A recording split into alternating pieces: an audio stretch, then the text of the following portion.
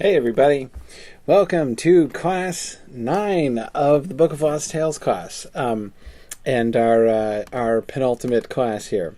Okay, good. I have two announcements before. I'm sorry, I was saying good because Luke just confirmed something that I was about to tell you about in my announcements. So sorry, I was thinking aloud there for a second. Two announcements here. First, our next class is ready to go. As you may remember, we elected two classes at one time. Last time, Book of Lost Tales was the first one we have done. Our penultimate class for the first year of the Mythgard Academy, and our final class is queued up and ready to go. Almost right after this. We'll skip 1 week. And then we will, in the last week of July, we will start up Dune by Frank Herbert. And I just wanted to show you the official web page for the Dune class is now officially up. So you can get here the whole full class schedule with all the links. One thing you'll notice right away is that I had to shift the night of class. So, of course, we've been meeting for the Mythgard Academy on Tuesday nights for time immemorial, or at least for several months. But I'm going to have to shift that to Wednesdays because Tuesday nights now at the normal class time is going to conflict with one of our regular Mythgard lectures.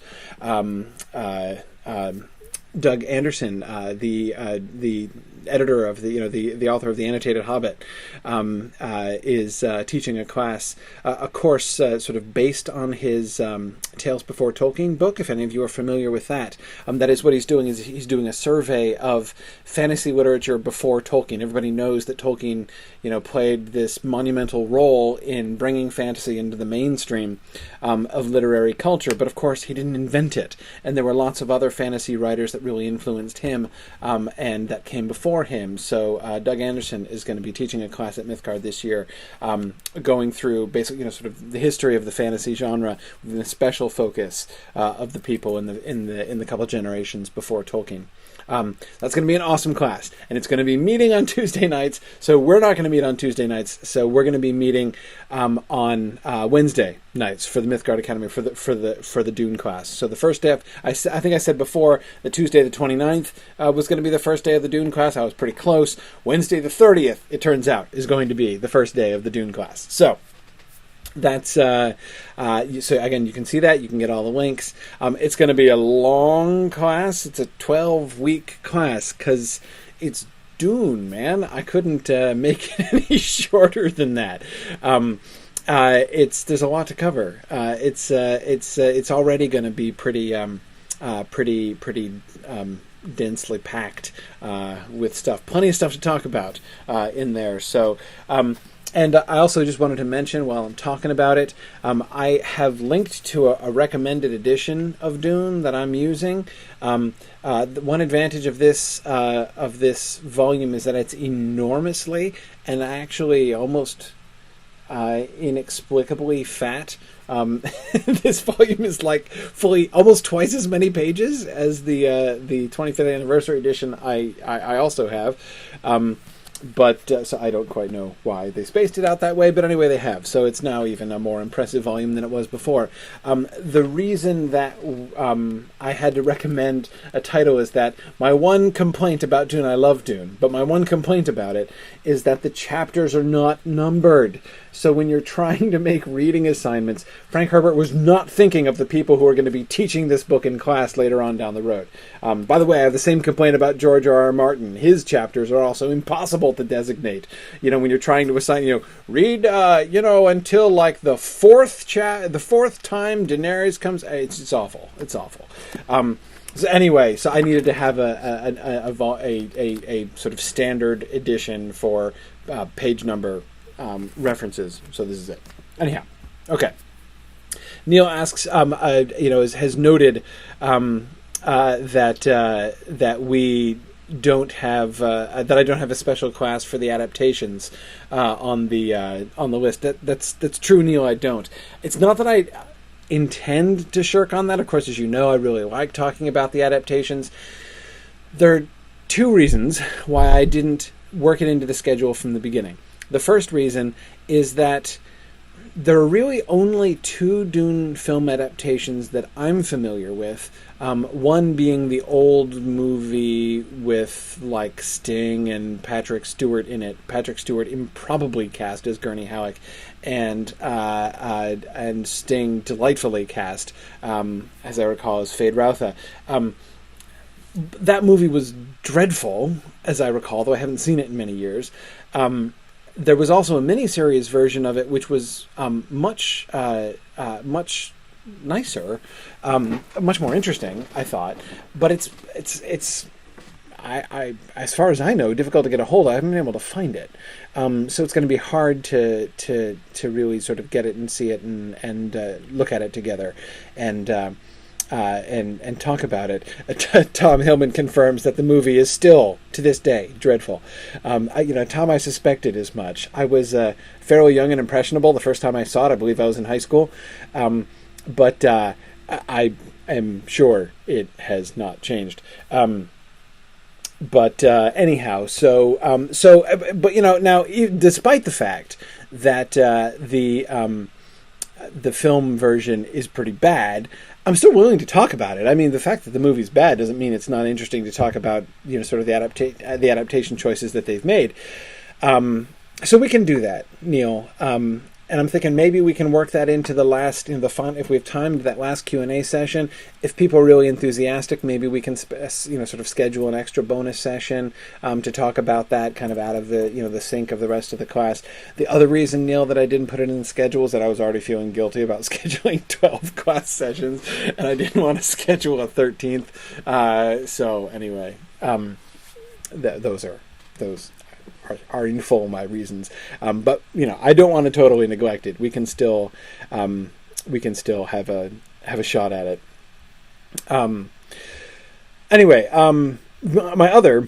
I do recommend this to you, and definitely sort of send the link around. I know that Dune is something that there are a lot of people who are huge fans of Dune who might not be Tolkien fans, and thus who might not have attached themselves to our admittedly slightly Tolkien-heavy Mythgard Academy offerings so far. So please do spread the word among people that who might be interested. It would be fun to get some new people involved. See, exactly. Alyssa is now pointing out that I would have to do 14 classes for the sake of the lucky number. See, Alyssa, exactly. I was like, no, I don't want to go there. I'm just not going to go there. So yeah, that was also part of that entered into my thinking there, Alyssa. Anyhow, as I say, do spread the word. Let people know. Send people the link to the page, and emphasize. Those of you who are here, who are, I feel pretty confident in saying everybody who is either attending live or listening to the recording of the 8th class on the Book of Lost Tales Part 1 is somebody who's sort of come along on the ride with us, on the Mythgard Academy so far. So you guys can sort of tell people about the kind of thing that we do here, and this is not just a sort of a superficial discussion for newbies. We'll be doing a lot of and I love Dune. I've been reading Dune since I was in high school. I had a wonderful English teacher in my junior year of high school, who is one of the the chief influences of my later career, and Dune was one of the 2 books that we read in her class that really sort of put me in the direction of seeing how much fun it could be to do interpretation of literature, which I'd always considered a bit of a drag prior to that. So I have great affection for Dune, and my own relationship with it goes back quite a ways, and it's been a book that I've come back to not quite as regularly as Tolkien. I don't read Dune every year, but I have come back and read it at least every few years ever since. So I'm pretty familiar with this book and enjoy it a lot. Anyway, I also Okay, sorry. Other announcement. My other announcement is Mythmoot. The Mythmoot is now, the registration is officially open, as it's been for a little bit now. And I just wanted to also draw your attention to the fact that the call for papers has officially been released. So if you go to the Mythmoot page, again, if you just go here to the Mythgard Institute site and you click on the Mythmoot link here, it will take you to the Mythmoot page, and you can get the call for papers. You get the information on the registration, and here's the link to there's the information on the call for papers right here, and the email address to send proposals.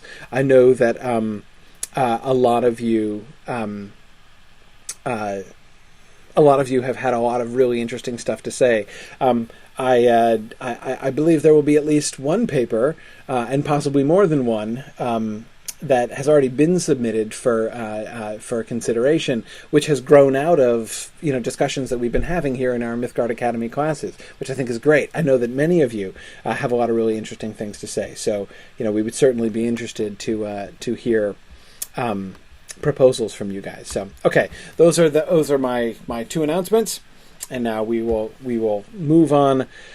I'm trying today to finish up everything else. Oh wait, Brian asks, is it possible to write a paper and not go to Mythmoot by any chance? That's certainly not the plan, Brian. I mean, it's sort of conceivable that if you were to, for some reason not be able to come, to sort of plan on coming and discover that you're not going to be able to come, we might be able to, have somebody read your paper for you or something. That's sort of conceivable. But sort of planned absentee papers is not, because the design of it is that it's a conference, right? We all get together and we, people share their work and we discuss it. It's not to say that we can't discuss the work of somebody who's not there, but it's not quite the same. I would certainly encourage everybody who can come. So that's certainly the idea there. Richard asks, is there a particular theme we're looking for in the papers? There are some here. I just have taken it. No, I didn't. I closed it. How clever of me. There's some information. There's some suggestions there, but we're relatively omnivorous. Pretty much anything related to imaginative literature, that is fantasy, science fiction, we're pretty receptive to. It is certainly not explicitly or exclusively rather a Tolkien paper.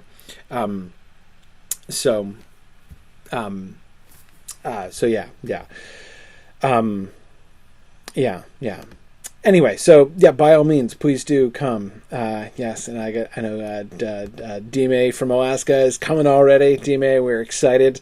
You are our most.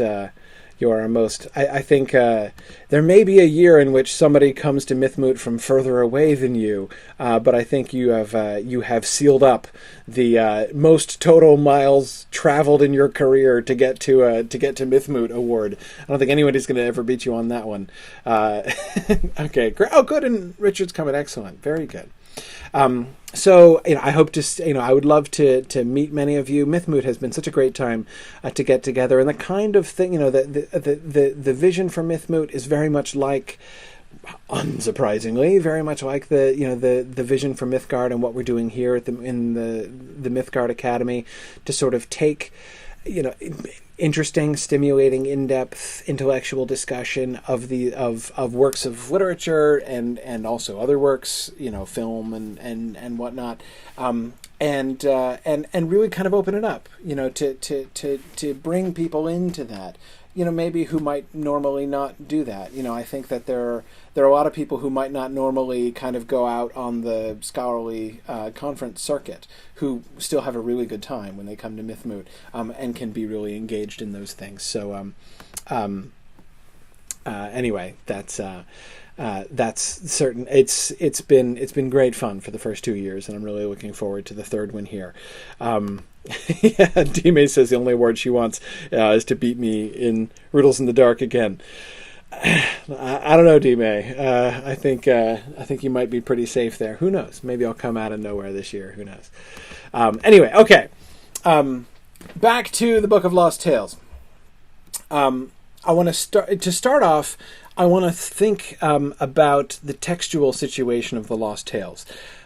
That sounds kind of dull, doesn't it? I realize that's not the most exciting intro I could possibly give. And now, textual matters, right? But really, no. This is very interesting stuff, because I think from this, I want to take the moment of looking at Gilthanon's tale at the end and some of the commentary that Christopher Tolkien gives us on that, and use this as an occasion to really look back over kind of the big picture of what's going on with Tolkien in his creative life here. So let's. So Richard asks, is that what I mean by the spell of bottomless dread? No. I will confess, actually, I titled this class The Spell of Bottomless Dread just because that phrase was way too cool not to use. So anyway, besides, it seems like a good name for a lecture, doesn't it? Okay, so remember, thinking back over the textual situation of the Book of Lost Tales, remember that the Book of Lost Tales starts not with an overall narrative, but with individual stories, right? That the stories that we've been, that from the, starting with the music of the Ainur and going through the history of the Valar and the coming of the elves and the departure of the elves and the darkening of Valinor, all of those things, on through the later history, and the conflicts in the Great Lands, aka Middle Earth, all of these things, culminating somehow with the tale of Eärendil. This is not a narrative that unfolded for Tolkien in this order. It's certainly not the case that story, that large, panoramic, contiguous story, is sort of the tale that was unfolding before Tolkien, and he's just kind of, sort of chopping it up in this way in order to present it to us. As we've seen before, that is emphatically not the case. He started with isolated stories, which he's through this bringing together. And we get at moments in Christopher Tolkien's commentary some really interesting evidence for this. Here's one that I skipped over a while back, but have been meaning to come back to. He says, the page numbering of the notebooks shows that the next tale, that is the next tale after the darkening of Valinor we're talking about, the next tale was to be the Tale of Tinuviel, which is written in another book, that is another notebook. This long story, to be given in Part 2, the oldest extant version of Beren and Luthien, begins with a long link passage, that is, one of those frame tale passages, and the curious thing is that this link begins with the very dialogue between Lindo and Ariel just referred to, in almost identical wording, and this can be seen in its original place, but here it was struck through. And this can be seen to be its original place, but here it was struck through. Okay, so you see what we've learned there already. So, and that dialogue, you'll remember that. We talked about that dialogue. That's the one where Ariel comments, but remember when we were talking about the nature of evil? It's the one where Ariel, where Ariel is like, this is, of all of the terrible things that Melko has done, this is the worst. Remember, Lindo is like, yeah, well, he's tried to up the ante since then, right? It's not for lack of trying. That's the exchange in question there. So originally, that commentary, that sort of discussion reflecting back upon the darkening of Valinor was written into the notebook, paginated continuously, which then began the tale of Tinuviel, the Beren and Luthien story. So it's pretty clear from this manuscript evidence that in Tolkien's mind, the tale of Beren and Luthien was going to come right after the tale of the darkening of Valinor. It's struck through with a line here, and then it's placed at the end of the darkening of Valinor, as Christopher Tolkien gave it in this text, right?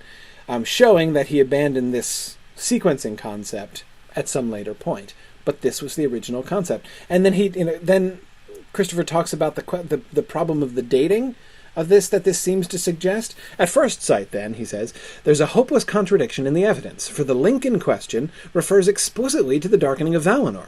a tale written after his appointment in Oxford at the end of 1918, but is a link to the Tale of Tinuviel, which he said that he wrote in 1917.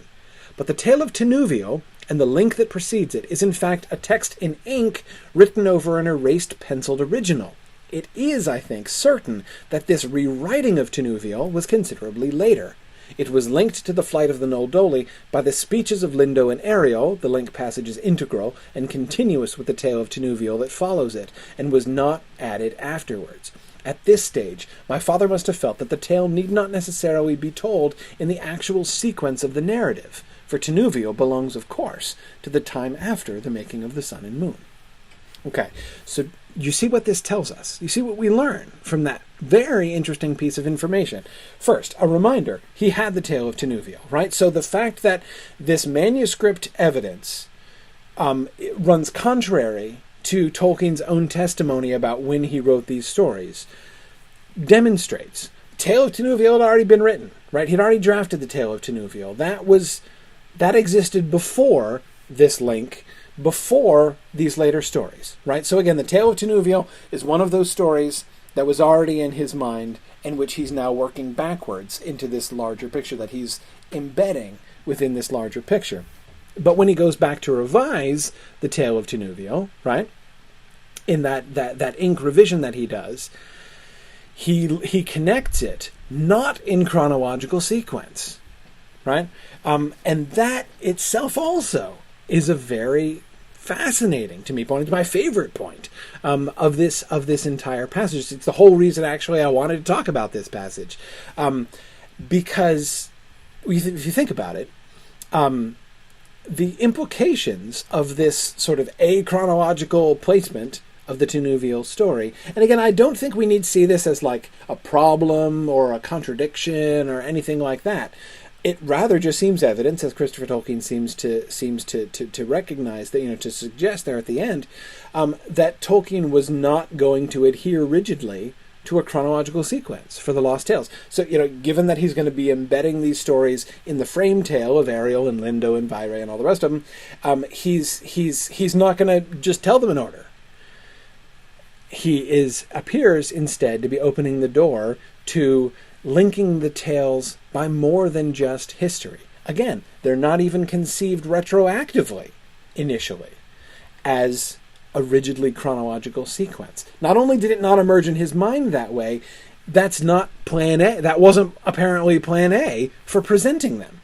Instead, he seems to be grouping them in what I would suggest, or at least what seems suggested to me by this particular juxtaposition, that is between the darkening of Valinor and the flight of the Noldoli, all that stuff, and the Tale of Tinuviel, without going through the Tale of the Sun and Moon beforehand. By shifting Beren and Luthien forward, he seems to be suggesting rather a thematic connection than a chronological connection. And I love this. I actually think the Tale of Tinuviel is the perfect response to the darkening of Valinor, the flight of the Noldoli, all of those, the apparent collapse, and Ariel sitting there and saying, man, this is awful, right? How could this is really terrible. And then have the response to that be, but wait, consider the Tale of Tinuviel. And the way in which that story works backwards, not to counter, that's way too simplistic, but the way that this tale serves in some sense to heal or even redeem some of the earlier material that we get, I think is really beautiful. So again, I think this is a really cool thing. So again, we have to remember, not only is the lost tales, that is the actual tales themselves, the story of the ancient history of the world and the Valar and all that stuff. Not only is that not, one continuous story which is just kind of being interrupted by the frame tale, but it is also, it wasn't even necessarily going to be presented in that way. That isn't necessarily even the primary. Not only did it not emerge that way, that doesn't even necessarily seem to be the exclusive way in which Tolkien wants us to think about it. And that, I think, is really is really interesting, is really engaging to kind of think about. It's challenging, I think. Challenging for us, especially since, all of us kind of grew up on the Silmarillion. That is, grew up in our understanding of Middle-earth. That is, the published Silmarillion is still, I am sure, for most of us here in this class, the primary way in which we think of this story. But it's not... when we have the Lost Tales, when we have it in the Lost Tales context, it's at least possible, again, or at least it was a possibility in Tolkien's mind, that he was going to actively encourage us not to think about it in a contiguous way, but to be kind of putting these stories together in other ways, and have them kind of be speaking to each other in this way. Richard says that the Baron Luthien story seems to be older than the frame narrative, or am I missing something? No, you're not, Richard. That's exactly right. It is older than the frame narrative. Sarah says it also makes sense because Baron is an elf from a different faction in the first version and encounters prejudice that way. Yeah, spoiler alert for those of you who haven't read Volume 2 of the Book of Lost Tales. Baron is not a human in the original conception. He's an elf. It's not the story of a human-elf liaison initially, but it is still thematically very similar. But the gulf, Sarah, exactly as I think you're suggesting, the gulf that's being bridged was between the Noldo and the other, the non-Noldo elves against whom from whom they've been exiled and against whom they've been, anyway, so this is, again, we see it speaking more directly to things like the kinslaying. And to the darkening of Valinor, even more in a kind of broader sense, and from thence it makes the transition to being about humans and elves. Don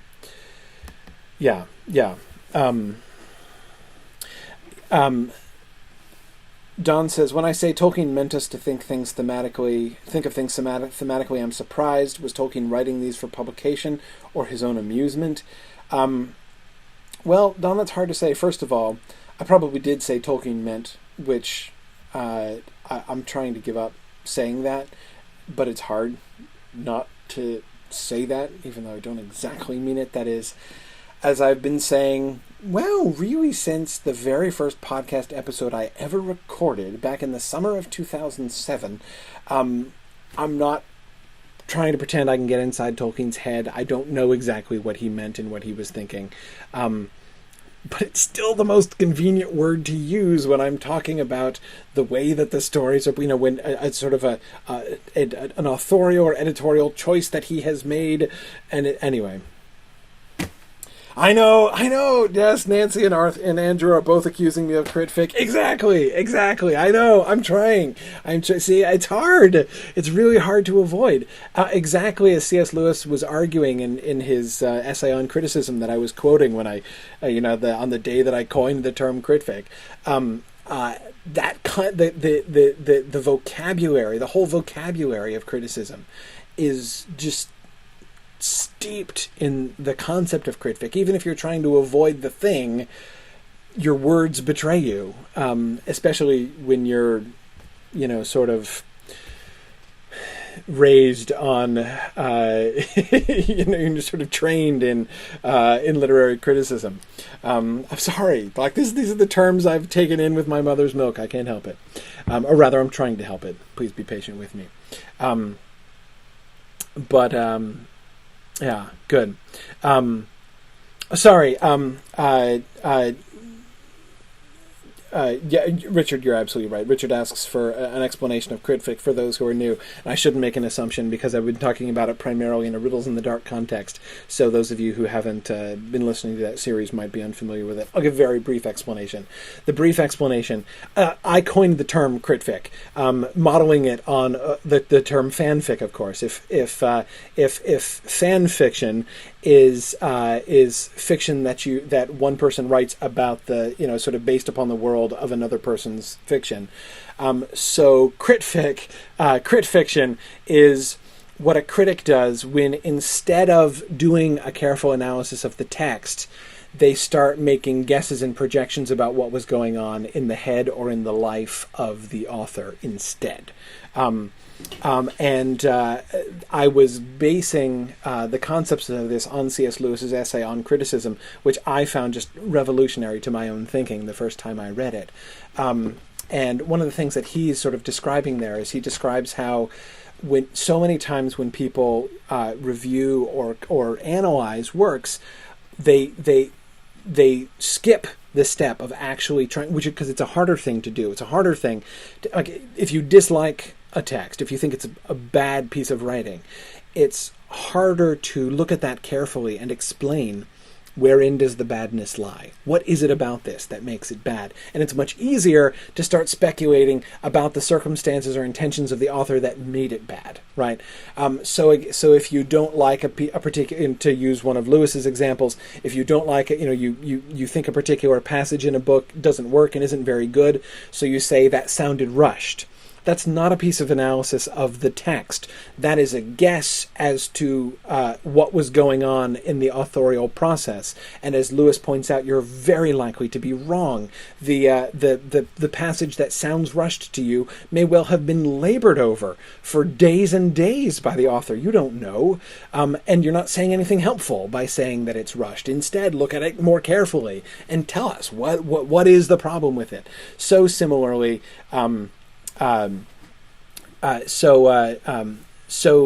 similarly, the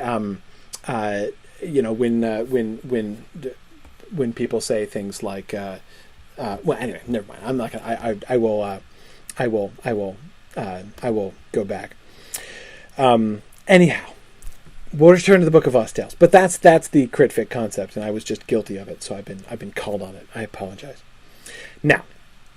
Back to the sequencing of back to our textual discussion here. So again, this concept of the thematic linking of these stories is to me really fascinating, and again a reminder that these are actually stories that Tolkien is presenting separately. That might seem like, well, obviously, what else would they be? Well, I know when I read the Book of Lost Tales, I'm tempted to lose sight of that because I'm used to the Silmarillion as my standard, right? Like, let's tell the story continuously from one end to the other without any frame, right?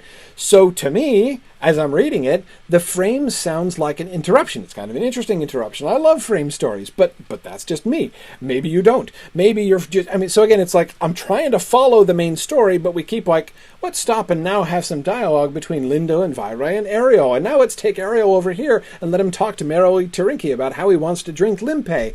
And that's all kind of interesting, but can we please get back to the story, right? We're sort of interrupting the story as we go along. This is an interesting reminder that that's not the concept. That's not the fundamental concept, it seems, of these. These are individual stories which are being placed within this frame narrative, not one continuous story that's just being chopped up, right? And that, I think, should prompt us to think about these stories very differently. And the other effect of it is, I hope, to get us to take the frame narrative a little bit more seriously. The frame narrative is not just an interruption. In fact, in a sense, the frame narrative is the real story. Let me give you a little bit on that. Show you what I mean here. This is from the discussion of Gilfanon's tale, and sort of talking about when the character Gilfanon used to be Aelios, and his name was changed, or rather he was replaced by Gilfanon in the later version. But here we have, the text ends with Aelios preparing to tell a tale. I tell but as I may those things I have seen and known of very ancient days, within the world when the sun rose first. And there was travail and much sorrow, for Melko reigned unhampered, and the power and strength that went forth from Angamandi reached almost to the ends of the great earth. The It is clear that no more was written. If it had been completed, it would have led into the opening of Turambar, cited above. When then Aelios had spoken his fill, that is, we get that fragment of a link, a frame link, going into the Turambar story. And it would have been central to the history of the Great Lands, telling of the coming of the Noldoli from Valinor, the awakening of men, and the battle of unnumbered tears. The text just described, linking the hiding of Valinor to Aelios' unwritten tale, was not struck out, and my father later wrote on it to come after the tale of Earendil, and before Ariel fares to Tavrabel. After Tavrabel he drinks of Limpe. This is puzzling, since he cannot have intended the story of the coming of men to follow that of Earendil, but it may be that he intended only to use the substance of this short text, describing the Turu Halme ceremonies. That is, remember the description in the frame of like when they go and bring in the logs for the fire and have like winter sports and whatever, and then they tell tales afterwards, right? Right, but it may be that he intended only to use the substance of this short text describing the Turohame ceremonies without its ending. Nancy says it's kind of the opposite of what I was saying about the tale of Tenuvio and the darkening of Valinor. Yes, just Melko reigned unhampered. Well, time to hear about Turambar. Yeah, in that sense, yeah, you're certainly right, Nancy. It does suggest that his approach was not always going to be to follow, a downer with an upper there. Instead, we were going to get a downer with an even worse downer. True, admittedly. But notice what happened there at the end. Christopher Tolkien says, Tolkien cannot have intended to tell this story, to have Aelios' tale, that is, the story of the coming of the Noldoli, the awakening of men, and the battle of unnumbered tears. That can't be supposed to come after the tale of Earendil, right? There's no way. No way that was going to come after the tale of Earendil. I mean, how can you tell the story of the awakening of men after Earendil? It doesn't make any sense. I have to admit, though I agree that I'm perfectly willing to concede that Christopher Tolkien's interpretation there is perfectly plausible. That is, that Tolkien is referring to that part of the frame tale is supposed to come after, that scene, the bit, the Turohalme ceremonies. Maybe that's all he was referring to. But I'm a little bit more willing to believe than Christopher Tolkien appears to be, that maybe that was Tolkien's intention, actually. The assumption, which appears to underlie Christopher Tolkien's dismissal of the idea that Tolkien might have intended the Book of Lost Tales to tell first all of these other stories, culminating in the tale of Earendil, and then tell the story of the awakening of men in the battle of unnumbered tears. Maybe, but I'm not sure, actually. It does not seem to me beyond the scope. Remember what we saw before. He was going to deliberately place tales. We have pretty clear manuscript evidence that he was going to place tales in a non-chronological order, right? In fact, just grouping them sort of thematically instead. Maybe it would actually have been really interesting to do this, to take it out of its historical narrative and to place it there. Andrew says flashbacks. No, Andrew, not flashbacks. It's just a different story, right? And now we're going to tell you another story, a story that happened before this. You haven't heard this story about what happened back then, right? What would be the effect of that? Well, it would be fascinating, just as I think the juxtaposition of the darkening of Valinor and the flight of the Noldoli with the tale of Tenuvio is, I think, a fascinating juxtaposition of stories. So, too, I think the tale of Earendil, not that we know very specifically what that was. He didn't write the tale of Earendil, but anyway, from what we know of the tale of Earendil, where he seems to have been planning to go with the tale of Earendil, I think that would make a really fascinating juxtaposition with a description of the awakening of men in the battle of unnumbered tears. Actually, in a sense, we'd be having, this sort of redemptive moment juxtaposed with the fall of men, with sort of the corruption of men, and we'd have reconciliation being paired with betrayal. And not only that, we would also get the coming of the Noldoli in the same tale to the world in direct anticipation. What's going to come at the end? Well, remember, Christopher Tolkien gave us some hints of where the narrative, that is the frame tale narrative, was headed, which was to the faring forth. That is, to the return of the elves of Tol Eressëa to the Great Lands. So the way in which the coming of the Noldoli to the Great Lands, that tale would be very relevant, not to the chronology of the, what from a Silmarillion perspective we would call the First Age material, but rather it would be very relevant to the chronology of the frame tale, right? At least potentially, based upon what we know. And I think that's really kind of fascinating. So I'm, it's not like I'm saying I'm 100% convinced that that's what he meant, but I certainly don't, it does not seem to me impossible, as Christopher Tolkien seemed to suggest, that he intended the story of the coming of men to follow that of Eärendil. I don't think so. I don't think it's inconceivable. In fact, I find it a darn enticing possibility. But the other thing I wanted to point out from this passage is that, as I mentioned before, the real story, in a sense, is the frame. The frame is not just an interruption. The frame is itself a legitimate story with a beginning, middle, and end. And in its end, it was to be, as Christopher Tolkien explained back in his discussion of Ariel, back in the beginning, back in chapter 1, in the commentary after chapter 1, the story of Ariel and Lindo and Vaire and all the rest of them was going to be interwoven with this larger story at the end. And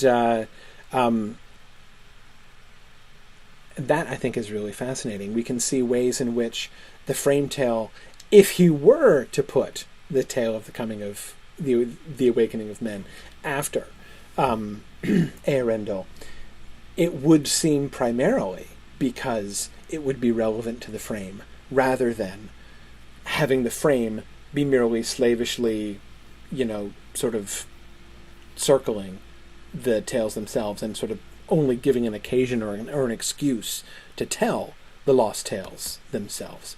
Yana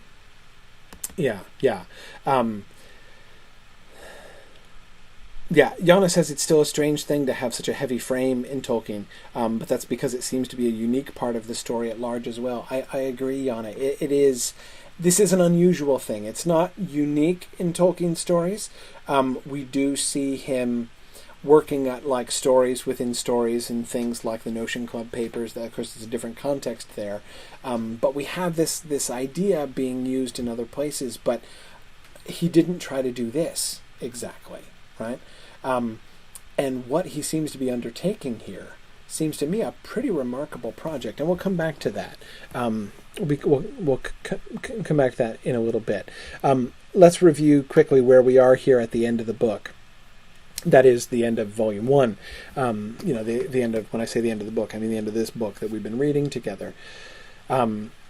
He says, "What there is of his tale is very hastily written in pencil, and it is quite clear that it ends where it does, that is Gilfanon's tale, because my father wrote no more of it. It was here that my father abandoned the lost tales, or more accurately, abandoned those that still waited to be written, and the effects of this withdrawal never ceased to be felt throughout the history of the Silmarillion, that is, of this material that was going to be revived throughout his life. The major stories to follow Gilfanon's, those of Beren and Tinuviel, Turin Turambar, the fall of Gondolin, and the necklace of the dwarves, had been written, and in the first 3 cases rewritten, and the last of these was to lead on to the great tale of Eärendil, but that was not even begun. Thus the lost tales lack their middle and their end." Okay, so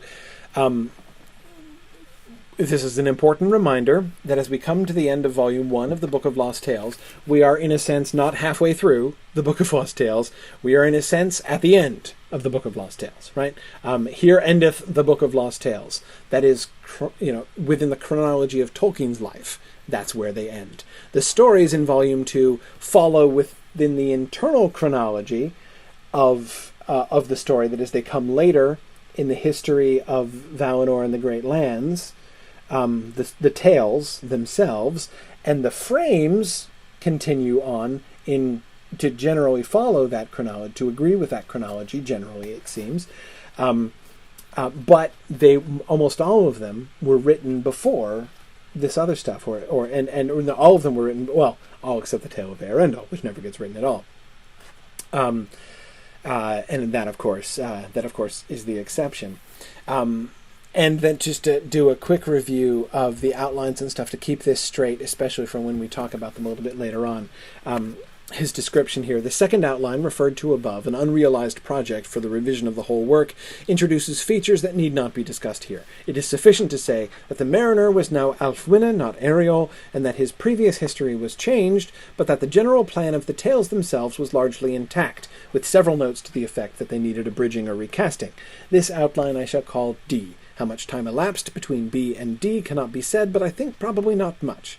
It seems possible that this new scheme was associated with the sudden breaking off of Gilfanan's tale. As with B, D suddenly expands to a much fuller account when this point is reached. Okay, so I just want to make sure that this is clear in everybody's mind what's sort of going on here. Tolkien seems to have written an outline. This seemed to be a pretty stable pattern for him. He would kind of plot out where he was planning for the stories to go before he would then go on and write them. And it's especially important in this context. This is in the context of the Lost Tales, where he has these pre-existing stories, and one of the primary things he's doing is fitting them together and bridging them. Right, so that's why in those outlines, as Christopher Tolkien describes them, we get lots of detail about the stories that he hasn't written yet, and then, here lieth the tale of Tinuviel, and then some more stuff, and then here lieth the tale of Turin Turambar. All of those, so again, it's clear that he's connecting the dots between his pre-existing pieces in these outlines. So the outline, you'll remember in the Gilfanan's Tale chapter, Christopher Tolkien talks about the early version and the late version, right? The early version is what he calls outline B, the late version is what he calls outline D. But we're not talking early and late like The Adventures of Tom Bombadil, the poem, and The Adventures of Tom Bombadil revised in we're talking about 30-year gap in between these things, right? We're talking about, he believes, Christopher Tolkien believes, that not much time had elapsed between B and D. So he breaks off Aelios' story, right? He breaks off, or Gilfanan's story, and says, okay, here's where it's going to go. This is the B outline, right? Here's where I'm going to go. Then he has a brainwave and says, no, wait. I'm going to revise this, right? Actually, I'm going to ditch Ariel, and I'm going to replace him with Ælfwine. I'm going to give him a different story. And then I'm going to... And then he sits and writes a new version of his projected outline, right? So he has a second draft of that projected outline, and that's D. So B is the first one, D is the second one. They're called B and D instead of A and B because there's also an A and a B text which came before the other ones, but they're only minor. And anyway, it's not a big deal. The primary ones are B and D. So that's the reason why we have these two outlines, and Christopher Tolkien presents us with both of them. Yeah. Sarah says, it's so annoying that people can't be bothered to label and date and keep timelines of all their revisions to all their works throughout their lives. And she adds, I work at a museum. I know, Sarah, exactly. Like, why couldn't Tolkien expect, that like all posterity would have been wanting to know exactly when he had written all of these sketches and things that he wrote in the margins of stuff. Oh, and Don, I never answered your question before. It is my belief, and I use that word carefully, belief, that Tolkien meant for the Lost Tales to be published. I think when he was writing this was something that he meant to do, for several reasons. One of the reasons that I believe that is that this whole structure seems far too elaborate to just be something that he's working out for his own satisfaction. And in particular, I'm thinking of the way that these tales are being connected into the packaging of them into a coherent narrative framework that is the frame tale of the Book of Lost Tales seems to me clearly like a way to bring these stories into a kind of cohesion, and the way that the frame tale works together with these other tales into this interwoven narrative, which was going to come to its big conclusion at the end, which we never get. That whole procedure. That this sounds like a publishable novel, not a well, not really a novel, but a publishable book, and not just I was just writing down some stuff. You could argue, for instance, that the Lays of Beleriand, that is the longer versions of the poems that he goes on to write later, especially I would say, his alliterative version of the Children of Húrin that he goes on to write pretty relatively soon after this. That Don, I could totally believe he was just doing for his own, entertainment and edification, that he wanted to develop this story more, and he loved the alliterative mode, right? And so he wanted to play with the alliterative mode, and he wanted to develop the story. So, the Children of Húrin is like, chocolate meets peanut butter. It's pure fun and delight. Okay, not for readers, but for Tolkien, it was pure fun and delight. See, I bet no one's ever called the Children of Húrin pure fun and delight before. But anyway, of that, Don, I could believe it. Of the Book of Lost Tales, I don't believe it. I think he had ambitions for this. Anyway, but that's just a belief on my part. He certainly didn't get it to that point, didn't complete that project. So let's attempt a sort of crude history of Tolkien's early imaginative life based on the stuff that we learn in this volume here, right? What have we learned? What can we see? I want to try to sort of connect the dots a little bit more. Let's make this into a narrative. He begins, it seems, with some general ideas about fairies and faerie. We see this especially in his poetry, right? The poems that he wrote quite early on, poems like Goblin Feet, The Cottage of Lost Play, the Tinfang Warble poems, all those really early stuff that we get. These poems seem to sort of express these ideas and concepts about fairies and magic and the sort of the concept of fairy and the relationship between mortals and fairy and between mortals and fairies, and all of these ideas are there in Tolkien's mind, and he's giving them expression. He's working out some of these ideas in his poems. And then stories emerge, right? Through, in part, the combination of some of these fairy ideas with some other sort of larger stories, as for instance, the way that the Turambar story is, like when sort of this world meets the Kalevala, and the story of Kullervo that he himself had already done a version of. So we can see these big stories kind of emerging out of this. The story of Tinuviel, Turambar, the fall of Gondolin, the story of the cursed dragon's treasure. That is the story of the Nauglafring, as it was called at this point. We get some images and ideas that don't get put into stories, such as the Earendel business, which remain in isolation and are not told or are never really told in that stage. So we have the initial ideas, then we have these stories which emerge. Then we add to this the desire that Tolkien has, that he explains in retrospect, in which we can see evidenced in his work of this period, to articulate the connection between fairy and England, right? The whole mythology for England thing. We can see this, again, not just in the letters he wrote about it years later, but in the works that he wrote at the time, such as the long poem Cortirion Among the Trees that we talked about a little bit, which is very interested in the connection between fairy and England in particular, right? So we can see that there's that desire too.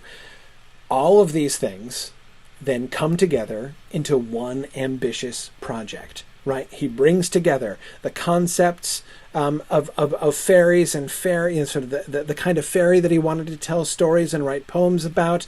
These stories, which had already been emerging in his imagination, Tinuviel, Turambar, Gondolin. So he wants to bring together those stories and those concepts into a unified and filled out mythology. Possibly, as we said, sort of a collection of thematically connected stories, not necessarily a strict contiguous narrative. Though he might possibly, through his revisions, we can see that he might go all the way and make it a more or less continuous story, but he's also going to place it in the context of a frame story that roots fairy squarely in our world, and this is where the Ariel business comes in and is so important, right?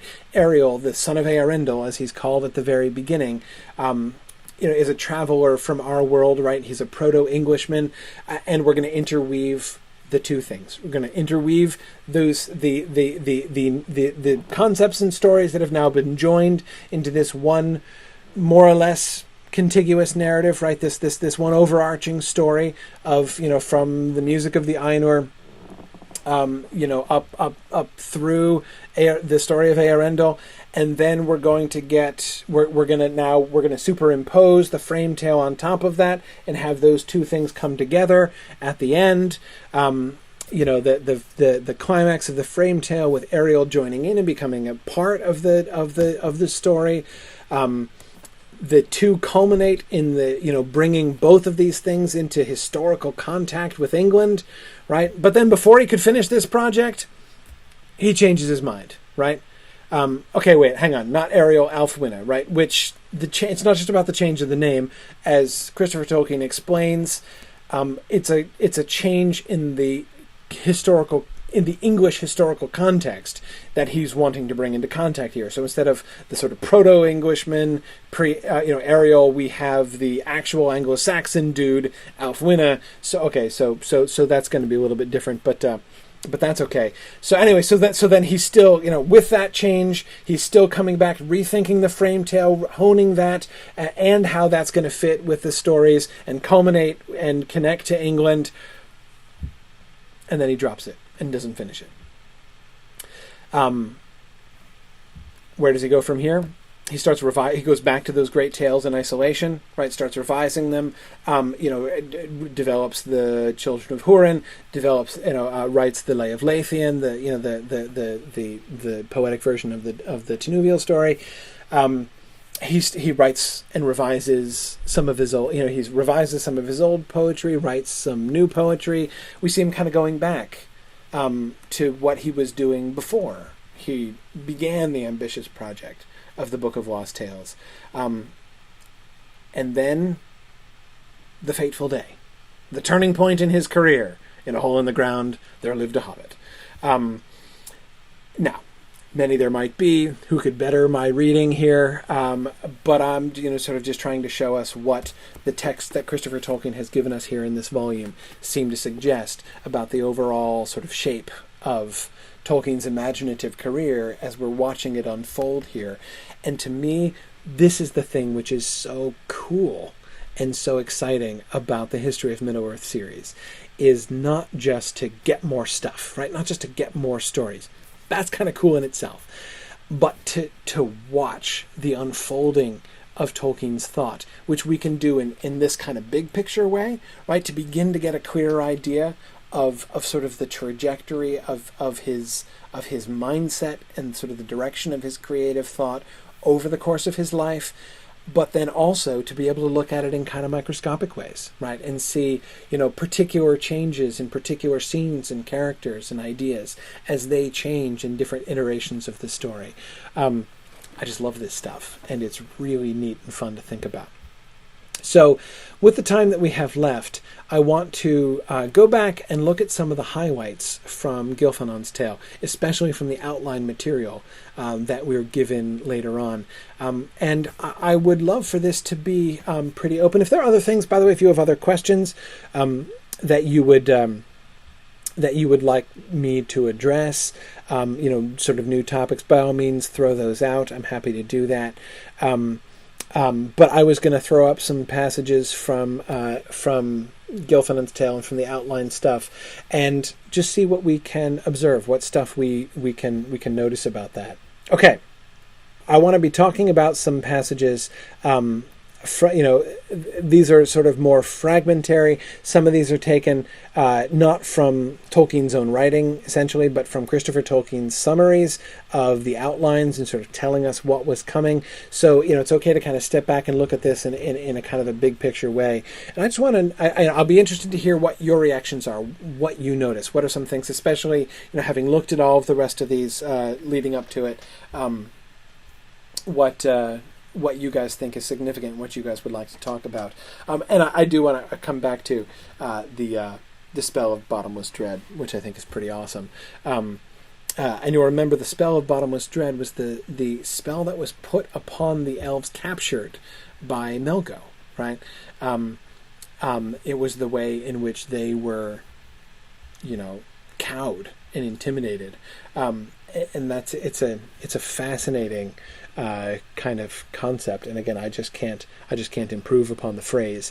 There are a bunch of Tolkien's phrases from back in his more self-consciously archaic. People think the Silmarillion is archaic, but the Book of Lost Tales, of course, much more so, much more self-consciously so, and some of his phrases in this book are just fantastic. But anyway, here's the first passage I wanted to throw out there to you for discussion. As I read it, go ahead and start just pointing out to me the stuff that you find interesting here. Now the tale tells of a certain Fey, and names him Tu, the wizard, for he was more skilled in magics than any that have dwelt ever yet beyond the land of Valinor.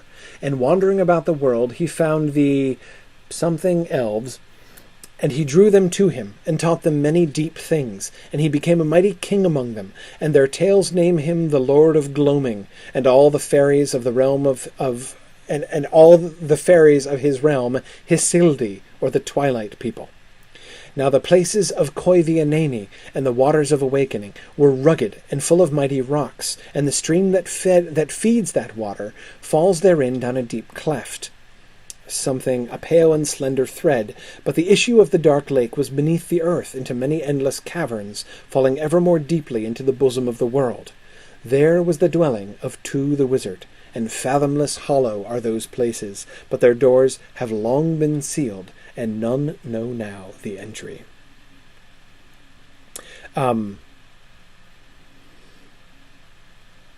Crazy, isn't it? First of all, the Lord of Gloaming. Oh man, that's another one. That is, I am so sad that nobody in Tolkien's later work earns the title The Lord of Gloaming. That is a fantastic title.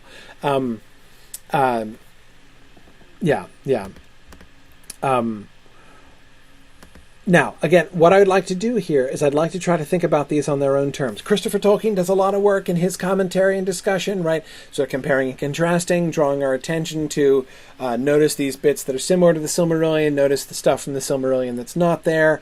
And we can talk about that if you really want to. But what I'd really like to do is just sort of to kind of get into this world a little bit more. And Ed says it's not as good as Tevildo, Lord of Cats. Yeah, that is pretty good, though I still think Tu the Wizard King, Lord of Gloaming is pretty. Yeah, Sarah King says Eol is sorry he didn't use that one. Yeah, the Dark Elf is okay, but boy, I bet Eol really wished that Lord of Gloaming would really have caught on, don't you think? Yeah, but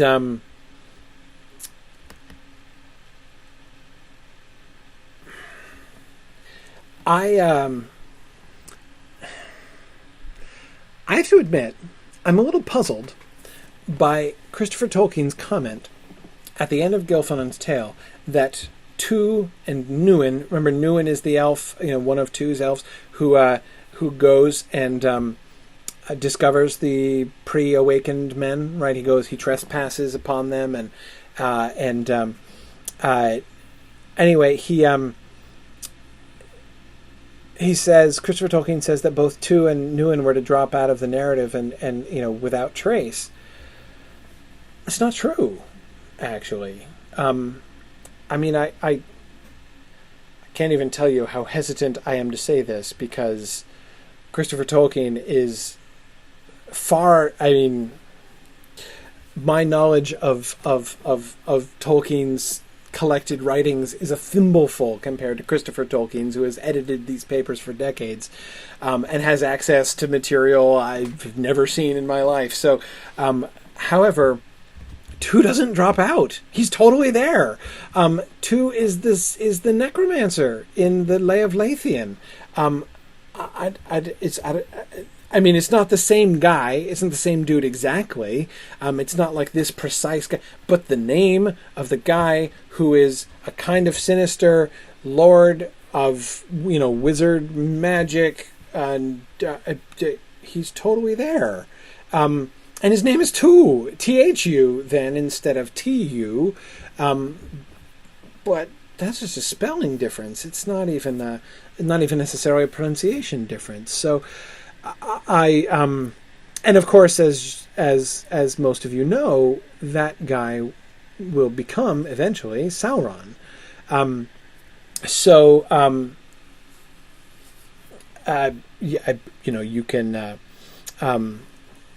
You can say that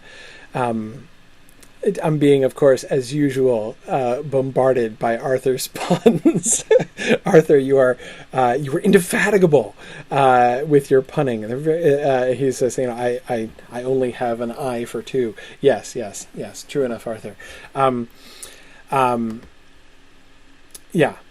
And of course, Jan is pointing out, making the Tevildo, Prince of Cats comments even more appropriate. Yes, Tevildo, Prince of Cats is the one who plays the role that will later be given to Tu or Sauron in the Beren and Luthien story. That is, as the guy who captures Beren, from whose enslavement Tinuviel rescues him.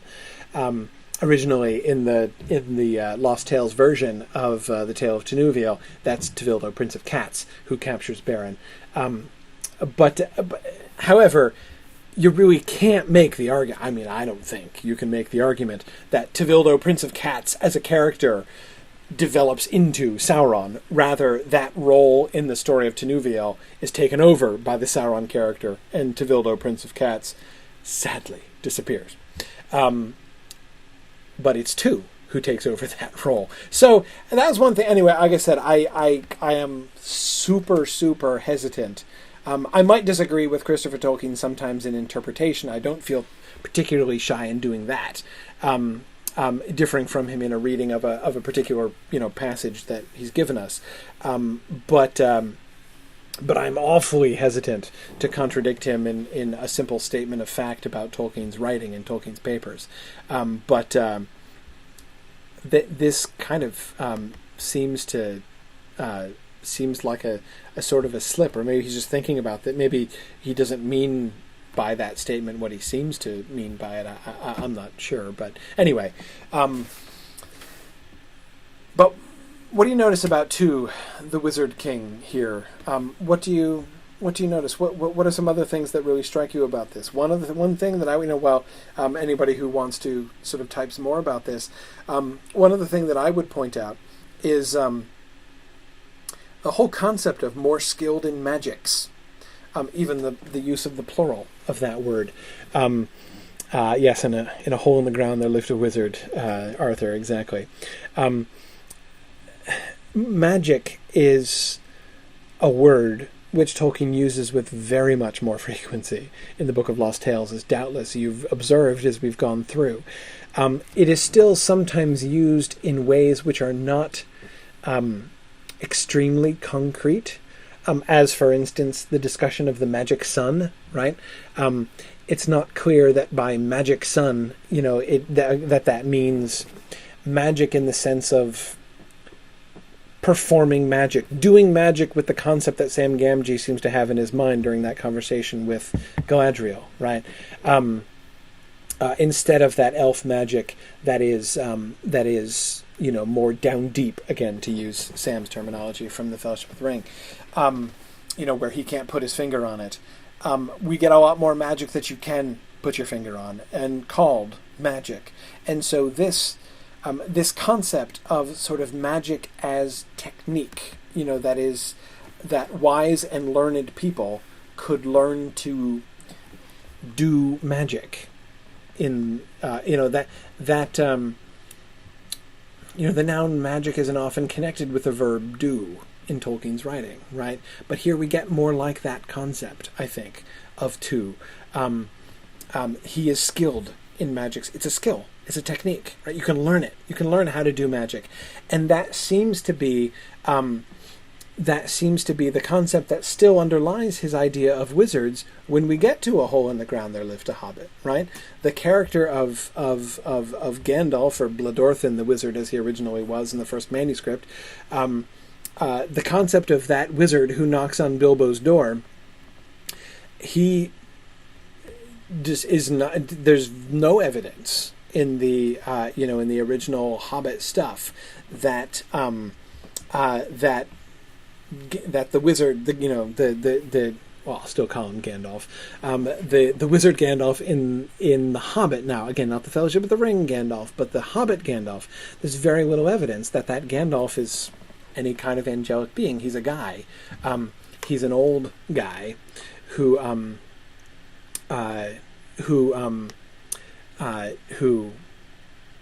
has learned magics. Remember how about, he's particularly clever with, fires and smokes and lights. He has words that he's, magic words that he says sometimes. That's even still true in the Fellowship of the Ring. He still knows lots of spells, which, as we see at the Gates of Moria. Caro, and magic as a craft rather than as an inherited or gifted ability, or as kind of even more vaguely a kind of expression of who you are, as a mere sort of a way for somebody else outside to describe the outward manifestation of the will or presence of a person. I mean, it's pretty vague. But yeah, Alan asks, is magic akin to technology or advanced knowledge of how things work? I would say no to the second, Alan, but yes to the first. That is, not necessarily an advanced knowledge of how things work. I don't think that magic is scientific in that sense. That is, those people who have more deeply studied how the nature of fire are able to manipulate fire, are able to do it, but is it technology? Yeah, it is a technology, it seems. Again, it's something that you learn, right? It's a craft that you can perform and that you can use to do things. And exactly, Nancy, he does seem to be teaching it to the elves too. Yes, there's a later passage where he does teach it to people. Richard says Tolkien said there were two kinds of magic. One was art, and one was and one was technology. Yeah, he talks about that in On Fairy Stories, but the point I guess that I would make is the line between the two seems much more blurry back in his early writings. So yeah, that's I think something that's interesting to sort of point out.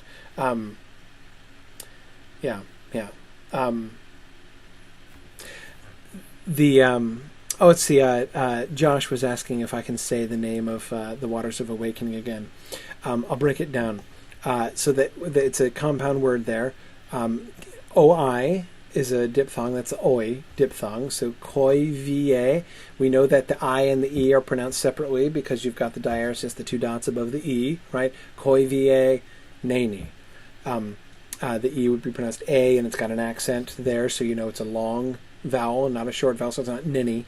It's a long vowel, so it's nani. So koi va nani would be how that's pronounced. Anyway,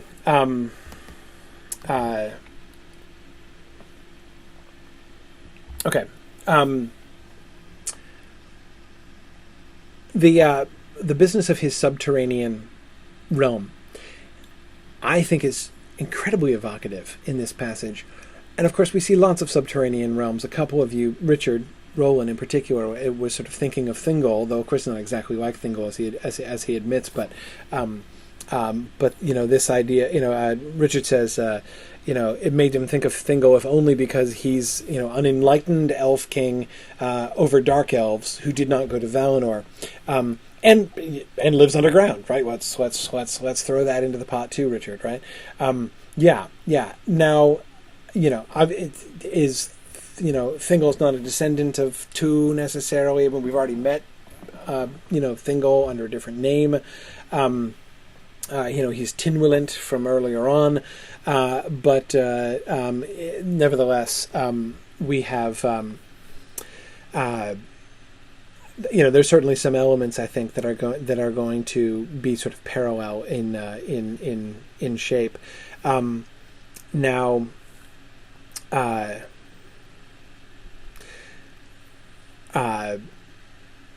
what was I going to just lost my train of thought again? Oh yeah. To me, what's so striking about the underground dwelling here is the way it's given in the larger sense of myth, not the explanatory myth we were talking about a couple of weeks ago, but in the larger sense of myth, the fathomless hollow of those of the underground dwellings of Tu the Wizard are so evocative. So we've got the waters of awakening, right? The inland sea or lake next to which the elves awoke. So we've got the birthplace of the elves. And then we describe the streams. And at first it's like, why do we care about the stream that feeds the water falling down a deep cleft? Like, what? Well, we have this pale and slender thread of water which comes down, but the issue of the dark lake was beneath the earth into many endless caverns. So we have like the birthplace of the elves leads down into these dark caverns, and down there dwells Tu the Wizard. Fathomless hollow are those places. If hollow were a noun and fathomless were an adjective, that would already be pretty cool. But the fact that hollow is an adjective and fathomless an adverb makes it 5 times as cool minimum. And fathomless hollow are those places. Fantastic. But their doors have long been sealed, and none know now the entry. Classic Tolkien untold story mythic element, right? That idea of somewhere in the world lie the long sealed doors of Tu that have been lost, but the idea, right, the concept of those caverns into which the waters of awakening flowed, right, the sort of the resting place of the waters of awakening at the, it's like at the very roots of, the genesis of elves on Earth, but that those were dark and ruled over by the quite sinister, but not necessarily 100% evil Lord of Gloaming. The kind of ambivalence of his character. Man, I mean, this is just kind of pretty cool, mind-blowing stuff, I think, anyway. And I love these. I love encountering these concepts in the Book of Lost Tales. Even these things, these concepts which are not really going to be manifested, and I don't want to simply trace, their ancestors in the Silmarillion. As I said, it's really neat to see what he's doing here, on its own. Brian says this must be the lake, the lake in the caverns that Gandalf and the Balrog fell into. Maybe. It might be kind of an interesting memory of it, right? The juxtaposition of Gandalf and the Balrog with the waters of awakening. It's a stimulating juxtaposition, Brian, at the very least. But anyway, more. So, okay. All right. This is from the actual tale, not from the outline summaries. Suddenly about him there gushed the sweetest odours of the earth, nor were more lovely fragrances ever upon the airs of Valinor, and he stood drinking in the scents with deep delight, and amid the fragrance of evening flowers came the deep odours that many pines loosen upon the midnight airs. Suddenly afar off down in the dark woods there lay above the valley's bottom a nightingale. In the dark woods, that lay... Okay, sorry, I misspoke. I knew I made a mistake somewhere. Suddenly, afar off down in the dark woods that lay above the valley's bottom, a nightingale sang, and others palely afar off. And Nuin well-nigh swooned at the loveliness of that dreaming place, and he knew that he had trespassed upon Murmenalda, or the Vale of Sleep, where it is ever the time of first quiet dark beneath young stars, and no wind blows. Where it is ever the time of first quiet dark beneath young stars, and no wind blows. That's a story by itself, right? I don't need anything else. Just tell me where it is ever the time of first quiet dark beneath young stars, and no wind blows. How could any story convey more than that? And can I also add, I didn't need a translation of the name Murmenalda. It's Vale of Sleep, right? The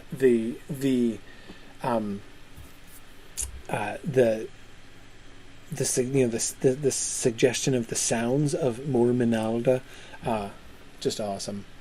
Now did Nuin descend deeper into the vale, treading softly by reason of some unknown wonder that possessed him, and lo, beneath the trees he saw the warm dusk, full of sleeping forms, and some were twined in each other's arms, and some lay sleeping gently all alone, and Nuin stood and marvelled, scarce breathing. Oh, by the way, I almost skipped. I love palely as a description of the songs of nightingales. Others answered, other nightingales, presumably, answered palely, afar off. Love that. Love that. Dime thinks that phrase about the first quiet dark beneath young stars sounds like Fairbanks, Alaska in December. Perhaps, Dime. Perhaps. One thing, of course, we can notice here, I'd be interested to hear other things that strike you here.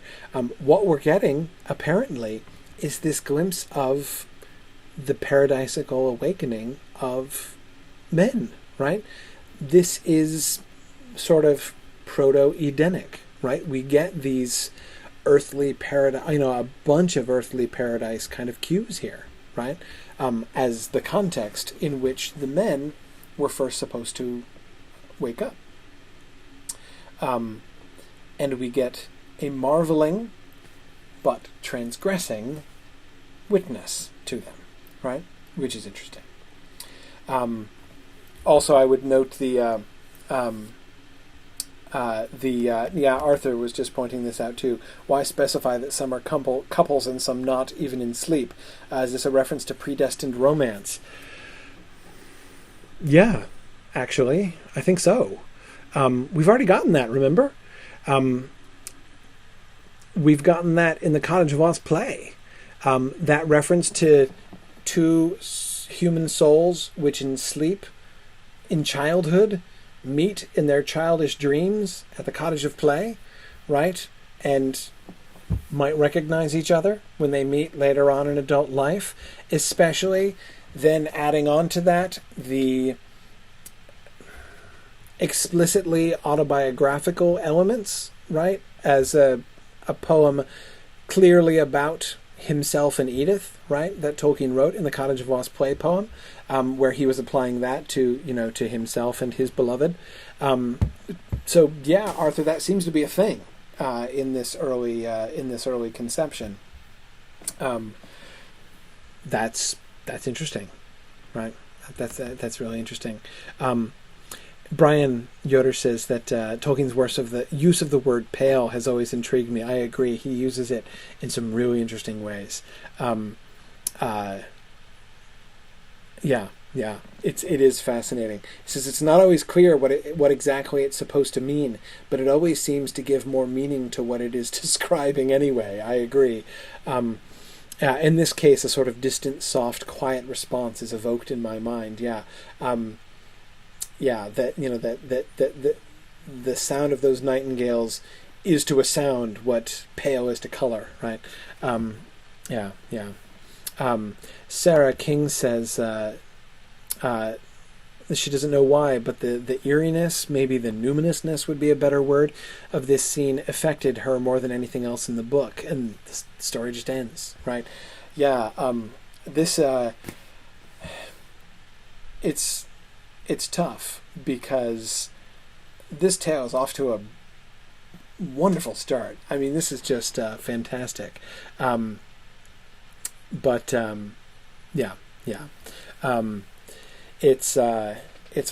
says it's sort of less meaning and more evocation. Yeah, I agree. It is evocative, perhaps in that sense more than meaningful. I would accept that distinction.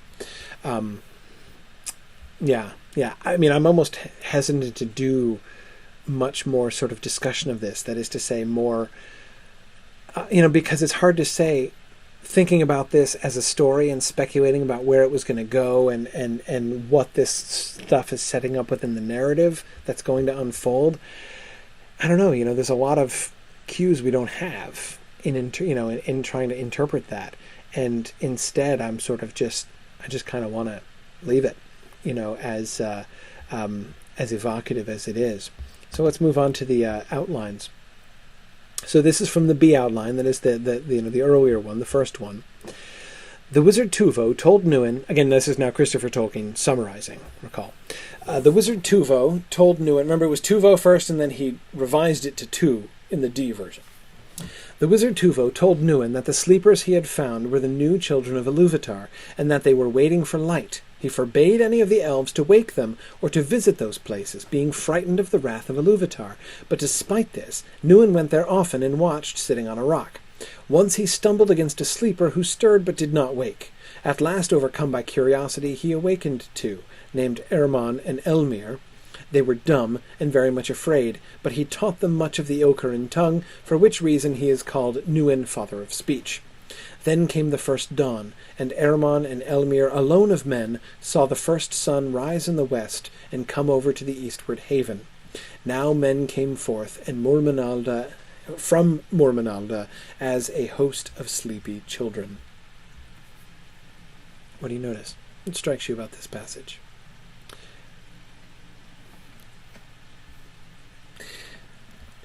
Nuin, father of speech, is one of the things that I find really interesting about this. In his summaries, Christopher Tolkien points out that, of course, there's this emphasis on Nuin's transgressiveness, right? That he's not supposed to go there, and he's not supposed to interact with them, but he transgresses twice. He transgresses by going back. He transgresses more seriously by actually waking two of them and beginning to teach them speech. Arthur says it reminds him of Prometheus. Richard was just making the same point. It does sound kind of Promethean, doesn't it? But remember also, Christopher Tolkien in his commentary points out that it's interesting, Christopher Tolkien considers it noteworthy that Tolkien has explicitly said that Iluvatar implanted knowledge in the Quendi, right? That is, they could speak from the beginning. Iluvatar taught them language, or, made them with the knowledge of language already. But that wasn't true of the men. They couldn't speak. They didn't have any language. Or they didn't have any language until Nuin taught it to them. That is, maybe that was his job.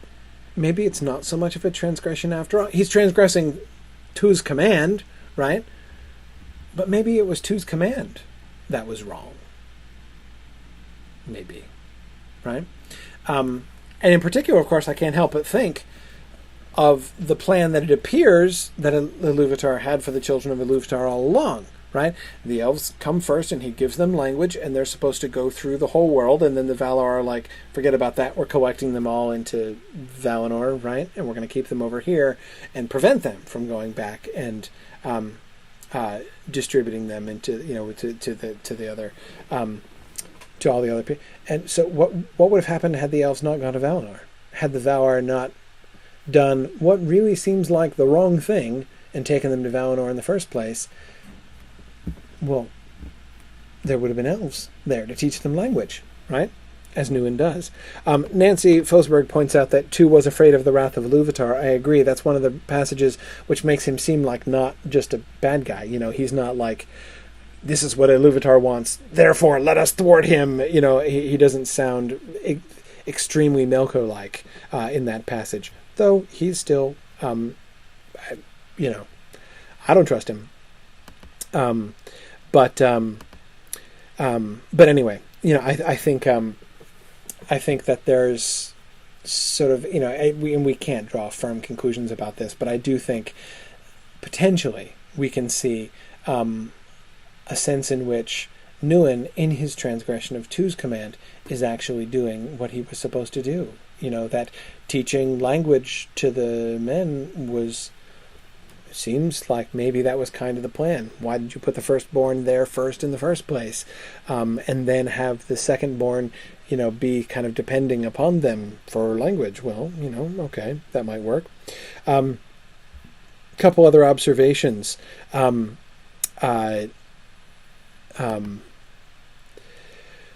Yeah, good. Tom Hillman is recalling, of course, that in The Lord of the Rings we're told that the elves in the beginning did a lot of going around and waking things up, and in the case of the trees, teaching them to speak, right? Yeah, that seems to be a thing, right? It's a very elvish thing to do. They always wanted to talk to everything, did the old elves, right, says Treebeard. Yes, apparently even sleeping, apparently gigantic human children. Several of you have pointed to the fact that Don was talking about how the description here evokes the Cottage of Lost Play frame with the dreaming children, and I think Timothy Fisher says it really well. The theme of childhood's first wonder of things seems to be central throughout the Book of Lost Tales.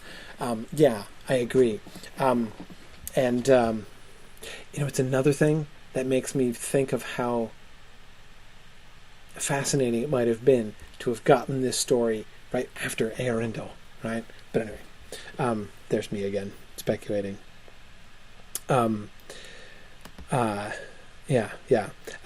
Here's another story from the B text. A servant of Melko named Fukil or Fungli entered the world, and coming among men perverted them, so that they fell treacherously upon the Ocarins. There followed the battle of Pallasor, in which the people of Eärmon fought beside Newin.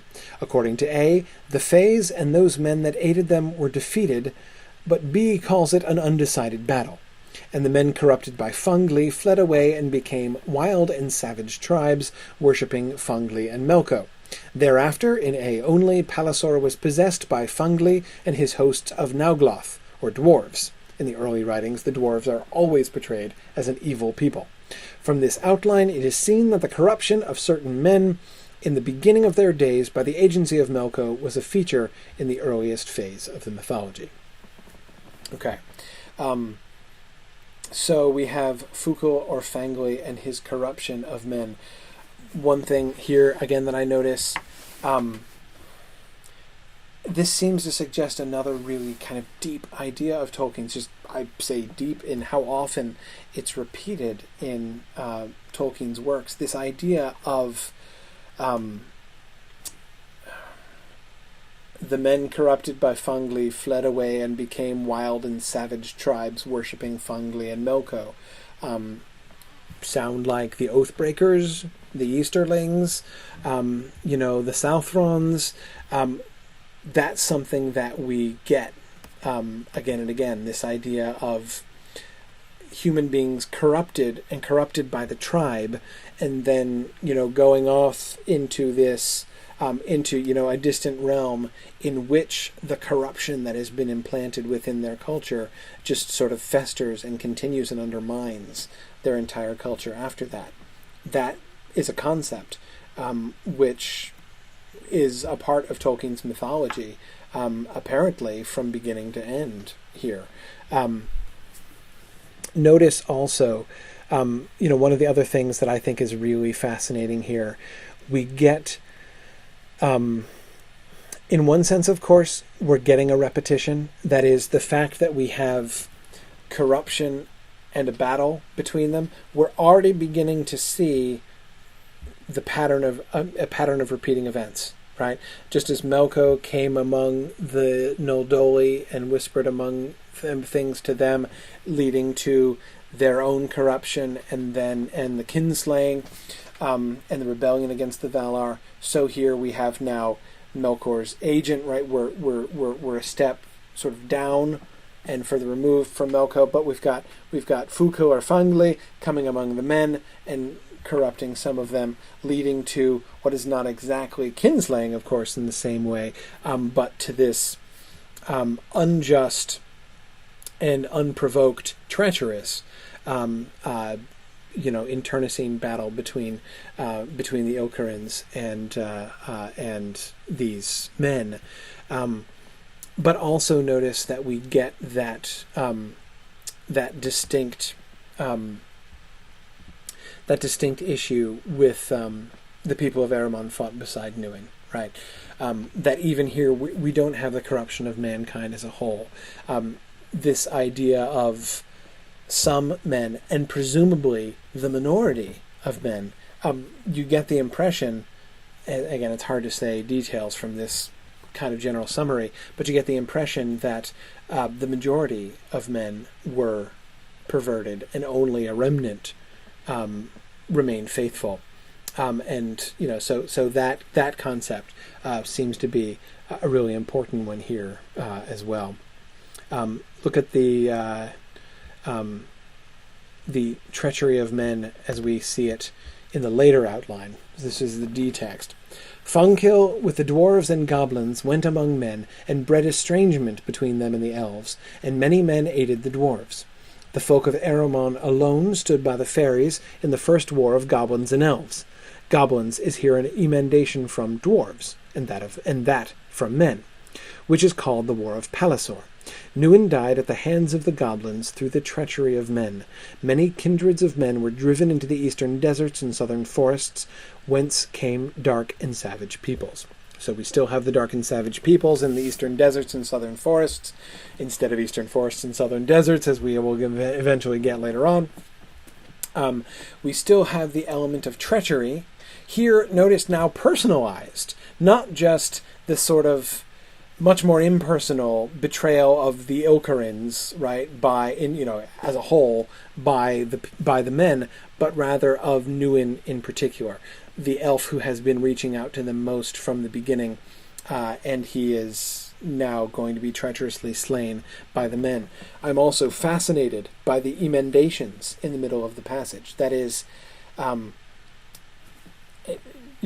full text of Tolkien's outline reads, according to what Christopher Tolkien tells us here, the folk of Erebon alone stood by the fairies in the battle of Pallasor, in the War of Pallasor, which is the first war of men and elves, cross out, of dwarves and elves, cross out, of goblins and elves, right? That's what he says the progression is. So he takes the idea of men and elves, right, the war between men and elves, that was in the original outline, and his first impulse is to say, no, dwarves. This is the first time we get the wars between dwarves and elves. In other words, in almost the very first time the dwarves are mentioned here, we get them warring with the elves. Now we have to be careful, because I've said the first time the dwarves are mentioned, they're the first time the dwarves are mentioned in this book, but they're not the first time dwarves are mentioned in Tolkien's works. We already have the character of Mime the dwarf in Turambar, which he's already written. So we have to be a little bit careful about this. But nevertheless, it's fascinating that we do have that enmity of dwarves and elves going way, way back in Tolkien's thinking here, before he finally settles on the wars of goblins and elves.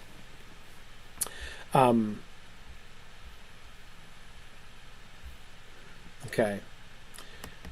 More. Back to the B outline, the earlier outline. Now appears for the first time Maedhros, son of Feanor. Previously, in the tale of the theft of Melko, the name was given to Feanor's grandfather. Maedhros, guided... That is the name Maedhros, of course. Maedhros, guided by Ilkharins, led a host into the hills, either to seek for the jewels or to search the dwellings of Melko. This should perhaps read search for the dwellings of Melko, the reading of C, but they were driven back with slaughter from the doors of Angamandi, and Maedhros himself was taken alive, tortured, because he would not reveal the secret arts of the Noldoli in the making of jewels, and sent back to the gnomes maimed. In A, which still had Nolame rather than Feanor die in the waters of Ascon, it was Feanor himself who led the host against Melko, and it was Feanor who was captured, tortured, and maimed. Then the 7 sons of Feanor swore an oath of enmity forever against any that should hold the Silmarils. Fascinating. Nancy asks, did we have goblins before this? Yeah, we do. But again, not in the Book of Lost Tales really yet. But yes, we do get goblins in the earlier stories, the earlier written, later appearing stories. Okay, so what do we see here? What's interesting about this? Well, of course, first of all, I love the fact that Maedhros. I love the fact that Maedhros is being tortured. Let me rephrase.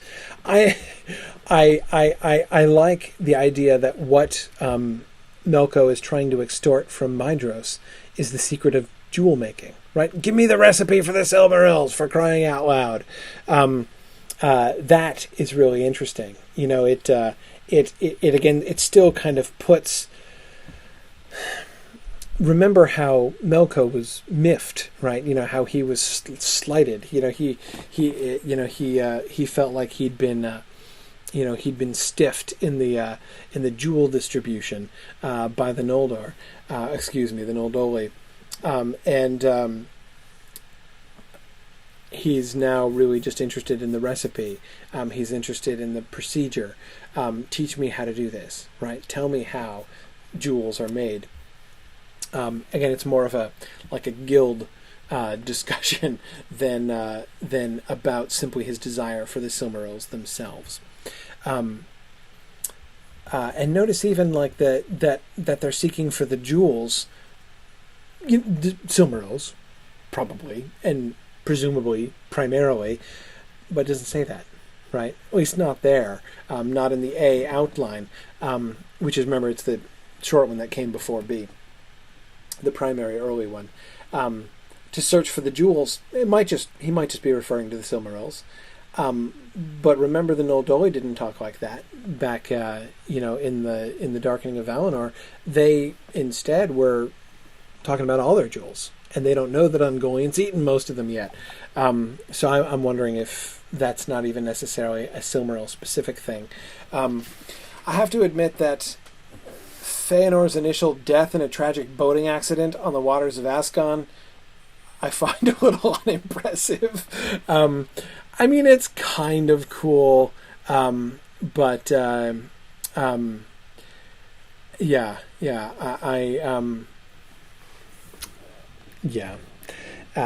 not. The idea of having Feanor being the one who's captured, tortured, and maimed is really interesting, especially in light of what comes next. Notice, the 7 sons of Feanor swear an oath of enmity forever against any that should hold the Silmarils. The oath of the sons of Feanor is still probably going to be a bad idea. But notice the context in which it's born. This is the first reference to the oath of the sons of Feanor. This is a lot more understandable, right? Here we have a group of people who have just suffered wrong. I mean, they've suffered wrong from Melko already, right? But either Maedhros or Feanor himself have just been captured and mutilated, and they're swearing vengeance, right? It becomes an oath of vengeance specifically against Melko for what he did, right? I mean, this is about the and Arthur points out that Feanor doesn't appear to doesn't obviously participate in this oath, right? But again, it seems to me much more understandable when the way we get it in the Silmarillion, right? We get, sort of Feanor just kind of coming out with it, not exactly unprovoked. I mean, the guy's upset. Some bad stuff has just been happening, but it's not in reaction to something like this, right? It's not, you took our stuff from us. You did, you killed Feanor's dad, in taking these things from us. Now you've taken and captured either Feanor himself or Feanor's son. We're not taking it anymore, right? It is on Melko, right? We came here to fetch our stuff before, but we also just kind of wanted to see the Great Lands. Well, now, my friend, we are coming after you, and we are not stopping. That's I think, really a fascinating context to the oath, in its first manifestation here. So I'm kind of hustling through. There are only a couple more passages that I want to look at. We can't avoid, tempted as I am, because it's horribly sad. We can't avoid the battle of unnumbered tears. Early version here. The hosts of Melko now approached the camp of the gnomes by Sirion, and they fled south, and dwelt then at Gorphalon, where they made the acquaintance of men, both good and bad, but especially those of Ermon's folk, the good guys. And an embassy was sent to Tuvo, to Tinwelint, that is the guy who will later become Thingol, the guy who is married to the woman who will later become Melian, who will later be named Melian, father of Tinuviel. All that stuff is already true of Tinwelint. And you remember he was also one of the ones who was one of the 3 ambassadors who was taken over to Valinor and saw the trees and everything. All those things are still already true of Tinwelint. And to Ermon.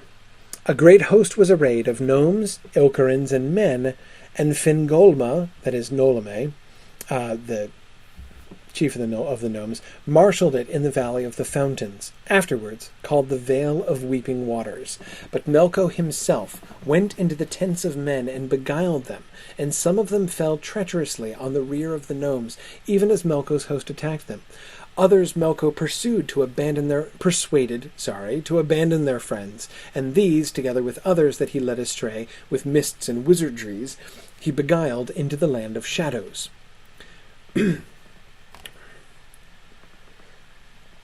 With this cross-reference, the reference in the tale, sorry, just spontaneously lost my voice, of the coming of the elves to the shutting of men in Hisalome by Melko.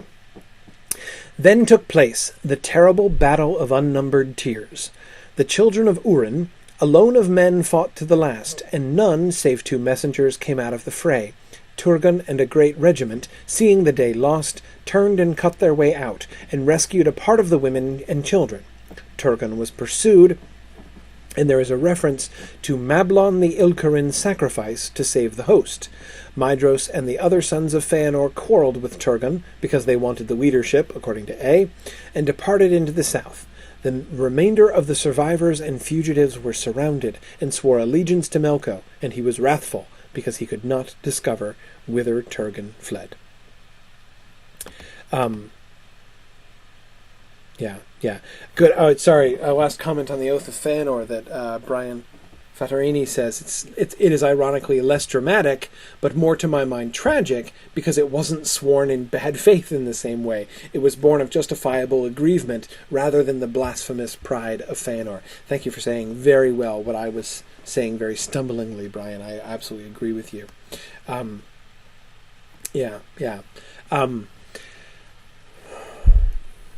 The personal involvement of Melko is really interesting. This is, of course, I think that we can see, this seems to be operating in the same way as, what I described before, sort of the diminution of the Valar, the way they have made themselves small in this narrative, the way that we're kind of looking down on them as primary movers of this.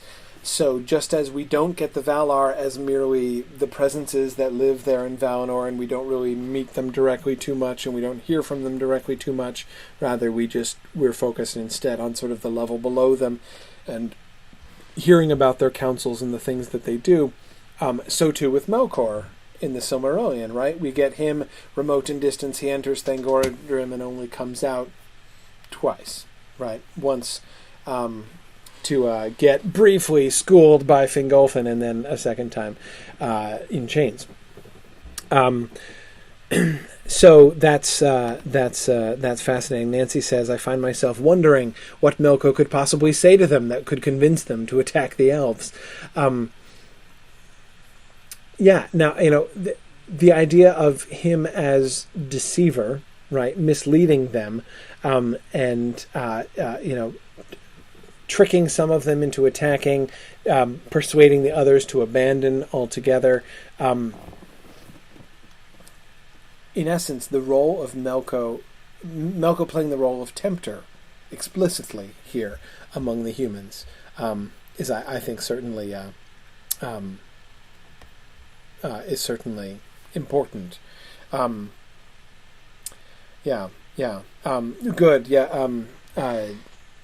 Brian is saying again, they've got the impression that Melko refused to come out because he was a coward in the Silmarillion. Here he's a much more active and therefore terrifying presence. Notice, of course, the children of Urin are there from the very beginning. We have the elements both of Turgon's retreat, which is made more heroic in this first version, right? It is a heroic retreat, made heroic by the reference to the saving of the women and children, right? These guys are not running away from battle. This is a difficult and tactical retreat, and it achieves an important and merciful errand. That seems to be important here. Remember also, I didn't put up a passage about this, but of course we recall that Turgon is a way more important figure in the early versions of the mythology, right? Remember those references to the prophecies at Turgon's birth? That passage in the published Silmarillion that says that back in Valinor, remember when we're told, right before the fall of Gondolin, when we're told that Melkor was really obsessed with finding Gondolin, right? Why was he obsessed about finding Gondolin? It's not just, you could say, hey, Melkor, you've captured 90% of Beleriand. What are you going to do now? And he's like, obsess about the 10%, the little bit I haven't captured yet. But we're given the reason for that, right? That even back in Valinor, when he had seen Turgon, son of Fingolfin, again, I'm using the later stuff here, a shadow had passed across his heart, right? And that's puzzling, right? That puzzled me for years. It puzzled me until I read the History of Middle-earth series. I had no idea, why?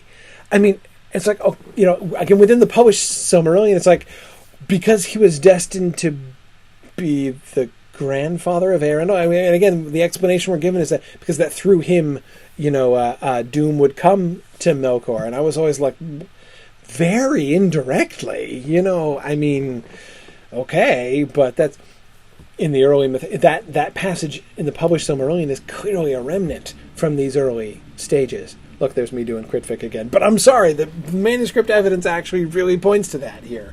Turgon is very explicitly going to be connected with the downfall. He's going to be the one who's going to defeat Melko at the end. Now, we don't get there in Book of Lost Tales. But in the next generation of the Silmarillion material, if you don't count the Ways of Beleriand, when he goes to writing the contiguous narrative of this stuff in the beginning of the overview Silmarillion concept in the late 20s, early 30s, that's when we'll get some information about where this was headed and about Turgon's future defeat of Melkor in battle. Last one, the later version of Unnumbered Tears. Certain men suborned by Melko went among the camp as minstrels and betrayed it. Melko fell upon them at early dawn in a grey rain, and the terrible battle of Unnumbered Tears followed, of which no full tale is told, for no gnome will ever speak of it. In the margin here my father wrote, Melko himself was there. In the earlier outline, Melko himself entered the camp of his enemies. In the battle, Nolame was isolated and slain, and the orcs cut out his heart, but Turgon rescued his body and his heart, and it became his emblem. Nearly half of all the gnomes and men who fought there were slain. Men fled, and the sons of Urin alone stood fast until they were slain, but Urin was taken. Turgon was terrible in his wrath, and his great battalion hewed its way out of the fight by sheer prowess. Melko sent his host of Balrogs after them, on foot, and Mablon the Ilkarin died to save them when pursued. Turgon fled south along Syrian, gathering women and children from the camps. Notice, Mablon the Ilkarin could not have made a desperate rearguard stand against the host of Balrogs that were coming after them if the Balrogs were flying in pursuit of them. No last stand by a rearguard would have been possible in that case, now would it? Turgon fled south along Syrian, gathering women and children from the camps, and aided by the magic of the stream, escaped into a secret place and was lost to Melko. The sons of Feanor came up too late and found a stricken field. They slew the spoilers who were left, and burying Nolame, they built the greatest cairn in the world over him and the gnomes. It was called the Hill of Death.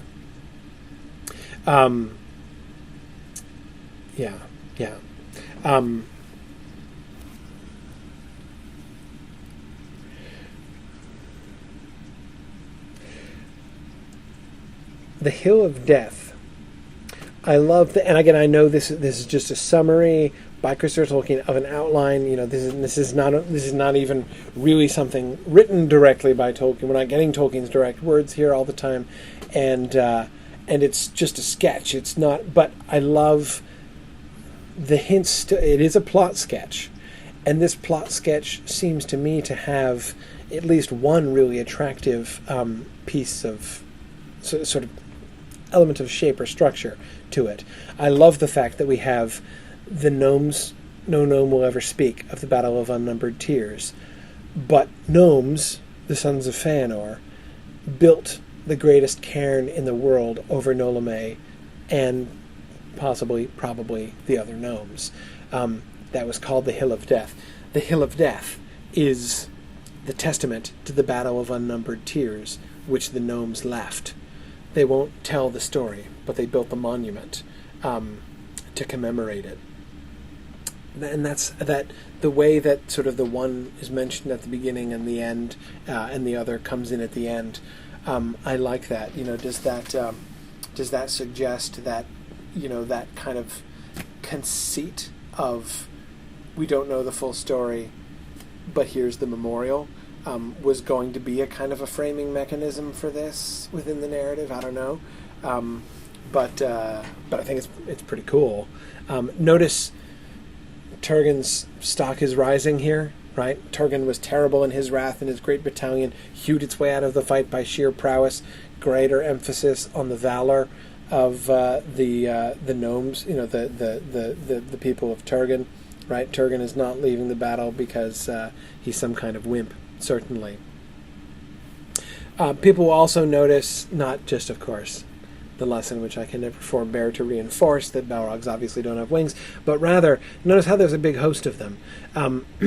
This is one example that we see. Of course, we see this much more emphatically in the Lost Tales version of the Fall of Gondolin.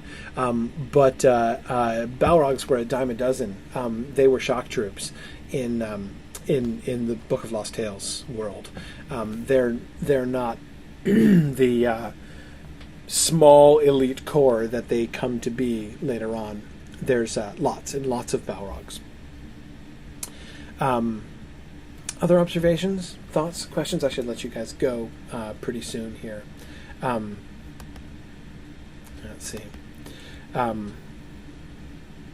Yeah, Brian, I agree. The way in which the Hill of Death is used as a monument to the battle by the good guys, in contrast to the Hill of Slain being a pile of corpses, yet built in mockery of the good guys, right? And Brian, in a sense, I do like the later version better. That is, I think that the Hill of Slain is a richer idea, a richer symbol, because of course it's something. It's not just a a commemorative monument, but it becomes a commemorative monument, right? It is a monument built in scorn and mockery by the enemy, just a pile of corpses, but it becomes sort of sort of conceptually transformed into an unforgettable monument, and the image of the green grass growing up out of it sort of suggests sort of the, not exactly the hallowing of the place, but again, the way life and color springing from it, it doesn't remain barren like many other things that we see, many other desolations in Tolkien that we've seen happen, but not there. And again, so I really like the Hill of Slain, but Brian, I agree that that contrast is very interesting. I agree, Nancy, that the business with Nolame's heart is kind of gruesome. Yeah, the idea that they cut out, not just that they cut out his heart, but that his heart is recaptured. Like, that is my dad's internal organs. Give me my dad's internal organs, and then he's going to bring back and he's going to make it into his own symbol. His, the on Turgon's shield will be the blazon of the burning heart. Yeah, that's a little. It's pretty remarkable. Yeah. Yeah, Yana asks, doesn't Tuor kill dozens of Balrogs at Gondolin? Yep. Yeah. Oh yeah, they kill Balrogs all over the place there.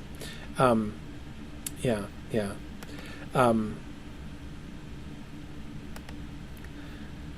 Good.